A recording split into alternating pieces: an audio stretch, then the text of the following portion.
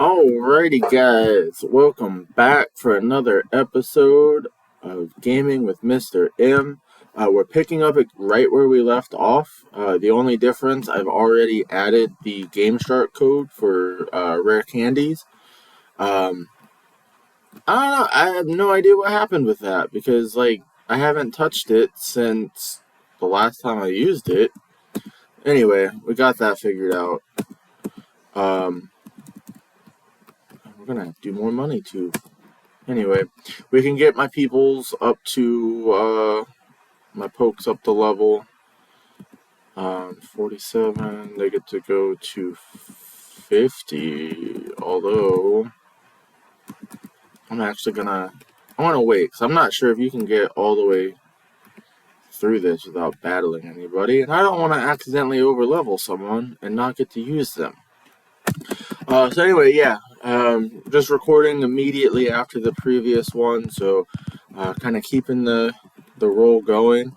I'm gonna go ahead and apologize already. The previous video was 30 minutes long, which is not ideal. And the vast majority of it, I'm stuck in that freaking building. Hence the title of the video. I will have to plan my method of attack on that for next time, because that is way too long to get stuck in there.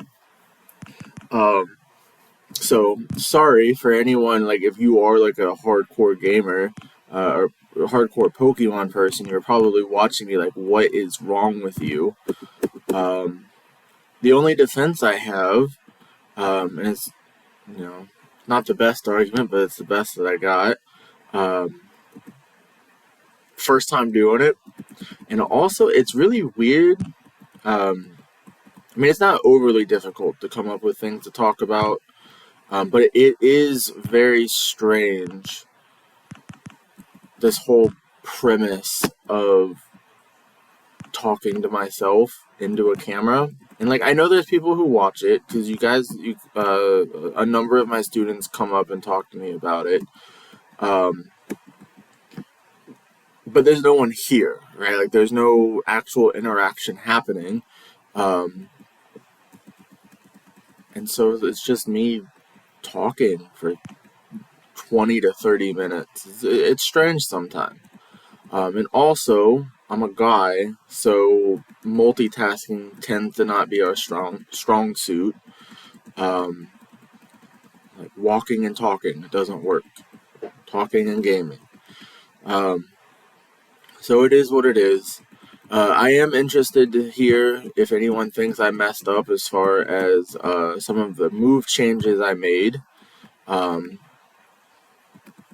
So I'm interested to see those comments. I'm pretty sure I can get through the rest of it without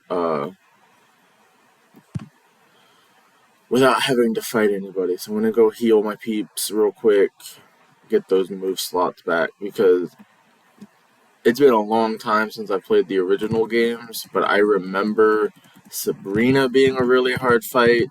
Granted, she wasn't this time. And I remember Giovanni being a hard fight, and then Blaine in the Elite Four. Those are the only parts of this game that I'm even remotely concerned about. But I did pick up Blizzard in the last episode, so that's going to really help with Blaine the Dragon Master. Yeah, he's right here. Cool. So, a little bit of leveling. Not the greatest piece for content, but is what it is.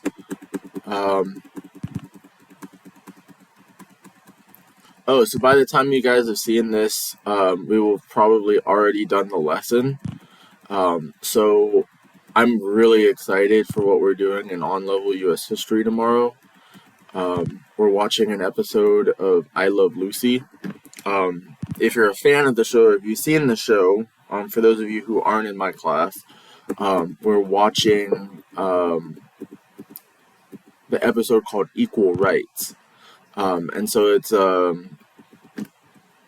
the two guys and the two girls, and they get into a fight about equality and what it means to be treated equally and stuff. And I love it, especially on the premise of like what's happening in the United States currently and all that. Because I do really hold to the fact, like, I don't think being treated exactly the same is the goal.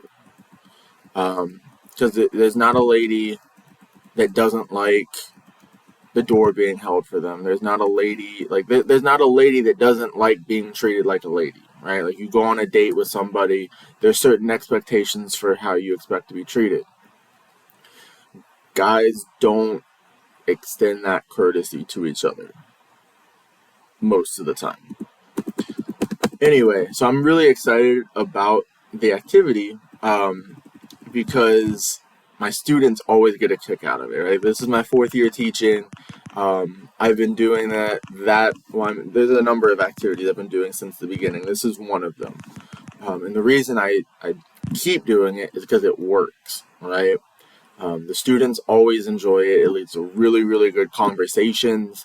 So anyway, at the point where you're watching this, that lesson will have already happened. So my first question for you is, what'd you think? Did I entice you to maybe watch some other episodes of I Love Lucy? Because what's so fantastic about it, right? This is a show that was on the air in the 50s. And so that's 70 plus years ago now. And what they talk about is still very much relevant to us today.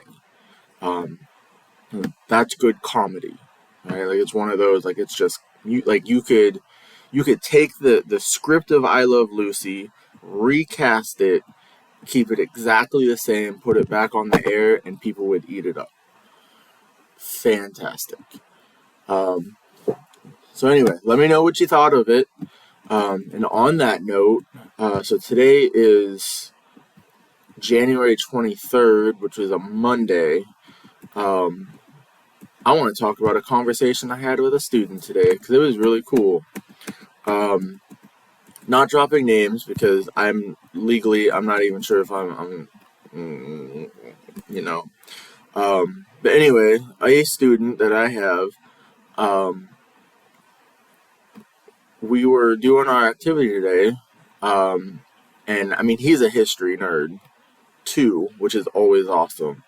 But he was asking what we're gonna do, because I hinted at the Berlin Wall and the Berlin airlift today. So a little history lesson on that real quick. So the Cold War is happening, right? United States and Russia are things are heating up. We're going toe to toe with each other. Things are looking bad. So anyway, part of the Treaty of Versailles that ended World War II was we were going to split up Germany, cut it straight down. Well, actually, we cut it into fours. But 3 pieces of it went to Britain, France, and the United States. We almost immediately agree that what's happening is super messed up. So we reunify those 3 pieces. What move? Ooh, Hyper Beam? He just has no move slots anymore. Alright, we're getting rid of Dragon Rage. It only does 40 damage, regardless. Okay. Anyway, so we reunify West Germany. Russia is really bent on, we're here to punish Germany, and so they keep East Germany on lockdown, and even go so far as, over time, to build a legitimate wall going down the middle of, it starts in Berlin, which is the capital of Germany, and then kind of turns into like barbed wire fences and stuff as you get into the countryside. And so the idea was they were going to barricade East Germany so that they controlled the flow of like food and whatnot coming into the country. It's all about control, right? So anyway, Our response to that was the Berlin airlift. It's like, well, if you're going to build a wall, we'll just fly over the wall and airdrop in food and medicine, whatever else the people need. There's a really, really good story called the Chocolate Pilot. And it's based on, it is a real person. And in addition to his normal deliveries, he would pay out of pocket to get candy bars, and he would tie up, and he would individually tie them to little handmade parachutes. And so as he was driving over or flying over Berlin, he would airdrop these candy bars, and they were meant for the children in Germany to, because when you're being oppressed, candy's what you want. But it makes for an interesting story. So anyway, in class today, we were going over this timeline of events. Whoa, we're getting Hyper Beam 2? Oh, so many hard decisions. I mean, it's either Rap or Thunderwave, right? I'm gonna go Rap. I like Rap because in this generation. Ooh. Well, that answers that question, huh? I like Rap in this generation because the other Pokemon can't act as long as you're rapping. And so, in theory, as long as you're faster, they never get to do anything. Anyway, back to the topic at hand. I had a student today ask, when we do that lesson, is there any, because I guess I'm kind of known for doing fun lessons, but if we are going to do any sort of interactive activity about the Berlin Wall. And then he did the famous quote, "Mr. Gorbachev, tear down this wall." And I was like, yes, I'm so happy that you know that already. But it did get me thinking, like, I could totally do an interactive lesson on the Berlin Wall, right? Like, my initial gut, spitballing an idea. My wife is really bad about buying stuff from Amazon, and so we have a metric boatload of boxes that come through my household at any given time. I could totally take those, like spray paint them to look like cement bricks or blocks or whatever, and we could build a dang wall. Like, to have students come into the classroom, and there's a wall built down the middle of it, and then to do a lesson, and at the end of the lesson, a student, say that quote, and then we tear down the wall. I don't know. Poison versus, what did I get? I don't like poison powder, so he doesn't learn sleep powder until level 55? That's ridiculous. Anyway, I love having conversations like that.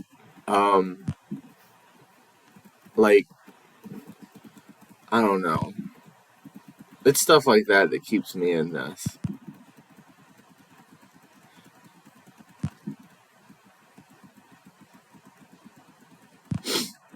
Really enjoy teaching. I really do.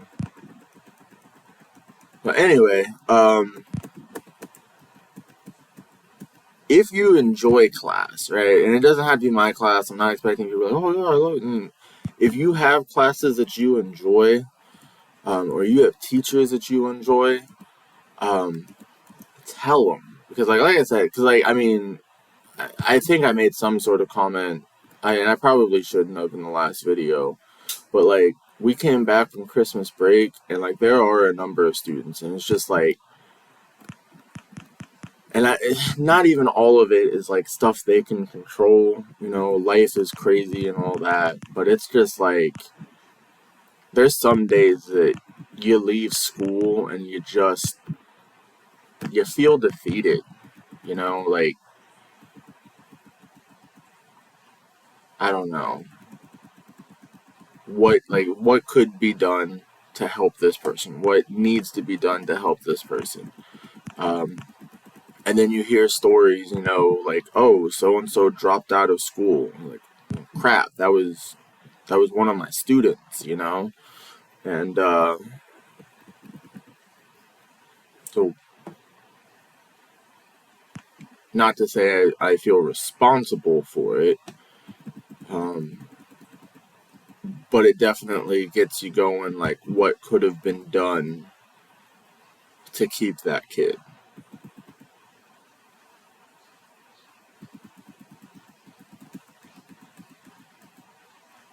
I'm worried about over-leveling this guy. Pokemon. Let's check out this guy. Just evolved. Well, that's a bummer, huh? What's... Oh, that's pretty cool looking. I don't know how strong that is because I'm like 20 levels higher than him, but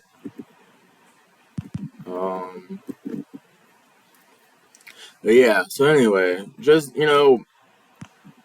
take time to appreciate your teachers if you have them, like teachers that stick out for you. Because like if you've been in my room, I have that wall of notes and stuff, and it's like, there's been a couple days since we've been back from Christmas break where like I stare at the wall, and I read the notes and stuff because it's just like, I don't know, it's genuinely rough to sit in meetings about so and so dropping out, or this student's getting sent to alternative for the upteenth time, and you're going like, I just got through to that kid. I just got them.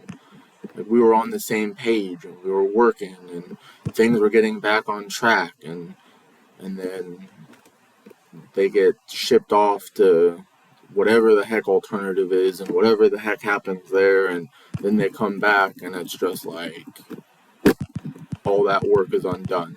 And then some of them, they come back and it's like they're a completely different person.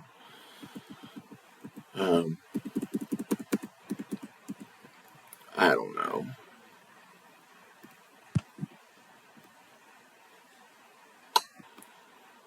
Such is life sometimes.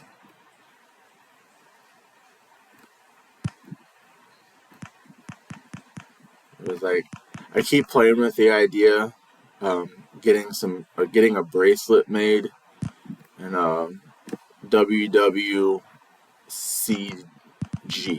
What would WWCGD? What would Chris Glasser do? Because for me, like that was the guy. Like, I don't talk about it a whole lot, but like when I was in high school, there was a lot of stuff going on in my personal life, and like I empathize with the struggles that a lot of students, a number of my students have. I shouldn't say a lot, too many of them for sure, too many, a good number of students. But I empathize because it's like, if things had been a little bit different, my path would have been not where it is, and I really like where I'm at.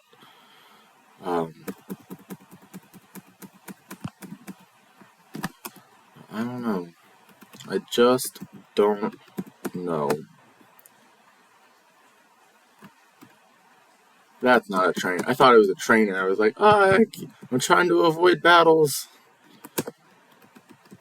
Anyway, I'm going to try to push this one to the entrance of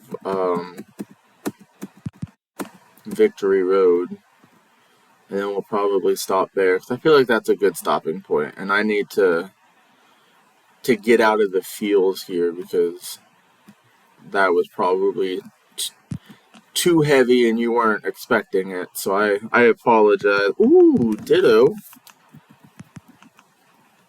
This is where I could really, really use, what was the name of that move that I just got rid of?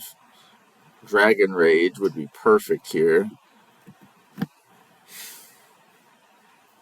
I don't even know which move is weak.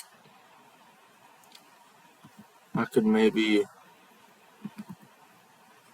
I'm gonna do something dumb here and get one of my people killed. All because of a Ditto. It's not even a good Pokemon.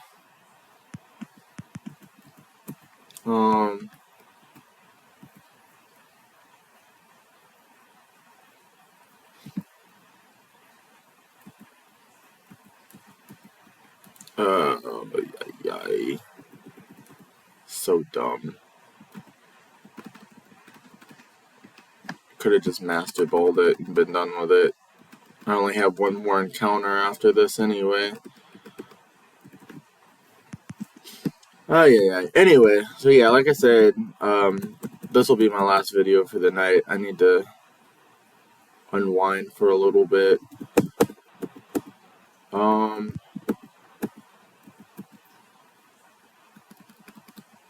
Ferb. It looks like a Ferb. I don't know what I mean by that, but...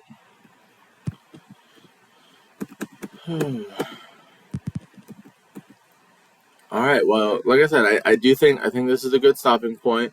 We're at the entrance of Victory Road, so next episode you'll get to watch me fumble through here.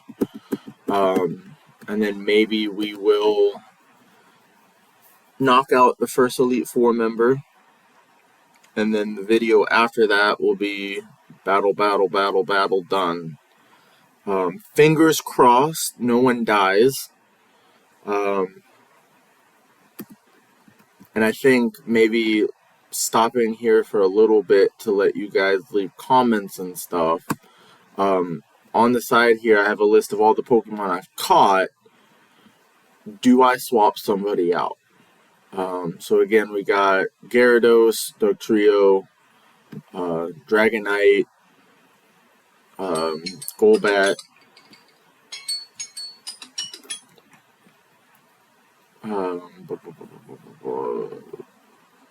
Venusaur, and Beedrill.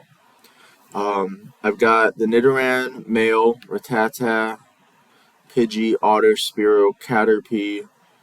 Doduo, actually, I've already used this because I taught it a move. So we need to go like that and add him up here because he is Nuzlocke.